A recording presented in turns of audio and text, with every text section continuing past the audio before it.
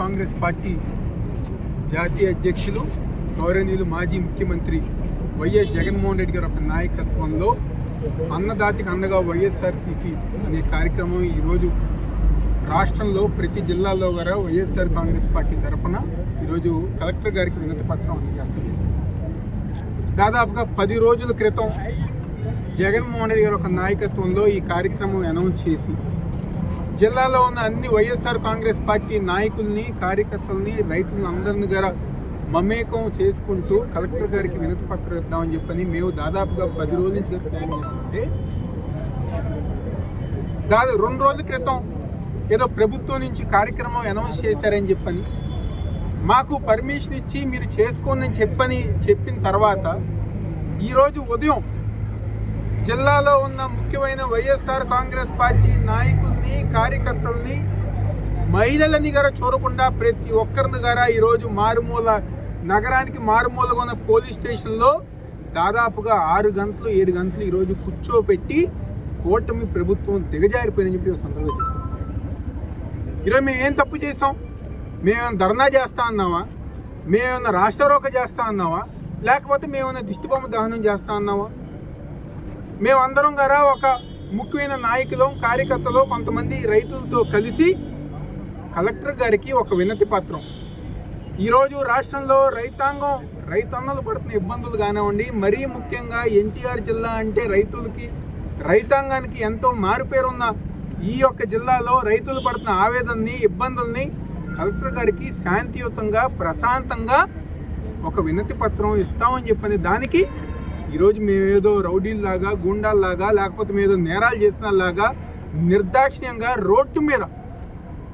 Road మీద మా అందరిని గారా అరెస్ట్ చేసుకుంటూ లాక్కెళ్తూ బరిలో కూర్చోబెట్టిన తర్వాత మా వాళ్ళతో ఎక్కడికి వెళ్తున్నారని చెప్పంటే మా నోరులు గారు నొక్కేసే విధంగా ఈరోజు పోలీసు తీరు కూటమి ప్రభుత్వానికి అంటే ఒక కార్యకర్తలాగా ఈరోజు పోలీసు పనిచేస్తానని చెప్పిన సందర్భం.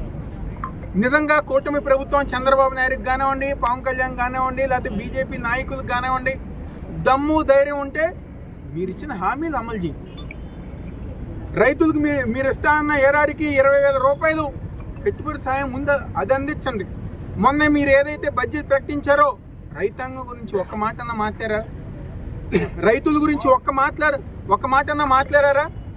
ఈరోజు అలాంటిది ఏది గారే చేయకుండా ఈరోజు రైతుల కోసం, రైతాంగం కోసం ఏదైతే మేము శాంతియుతంగా పోరాటం చేస్తున్నామో ఆ పోరాటం గారు మా గొంతు నొక్కేయాలని చెప్పి ఈరోజు కూటమి ప్రభుత్వం చూస్తుంది. 7 నియోజకవర్గాల సమన్వయకర్తలు కానివ్వండి, ముఖ్యమైన నాయకులు కానివ్వండి, సెక్రటరీలు కానివ్వండి, మహిళా నాయకులు కానివ్వండి, నగరంలో మేయర్ని, డిప్యూటీ మేయర్లు కానివ్వండి, వీళ్ళందరినీ గారు అరెస్ట్ చేసి మహిళలని గారు చూడకుండా అరెస్ట్ చేసి ఈరోజు స్టేషన్లో కూర్చోబెట్టారు. తప్పకుండా రాబోయే రోజుల్లో కూటమి ప్రభుత్వం రైతుల యొక్క ఆగ్రహం తప్పకుండా చవి చూస్తుంది. ఈరోజు మా డిమాండ్ ఏదైతే ఉందో రైతులకి న్యాయం చేయాలి. ఇందాక పెద్దలు డాక్టర్ గారు చెప్పారు, ధాన్యం ఇదివరకు జగన్మోహన్ రెడ్డి గారు ఒక ప్రభుత్వంలో 1,500 రూపాయలు పలికితే ఈరోజు 1,300 రూపాయలు, అది దళారి చేతుల మీద. పూర్తిగా దళారి వ్యవస్థ ఈరోజు రైతులు ఒక జీవితాన్ని నాశనం చేసే విధంగా దళారులకి కూటమి ప్రభుత్వం సహకారం అందిస్తుంది.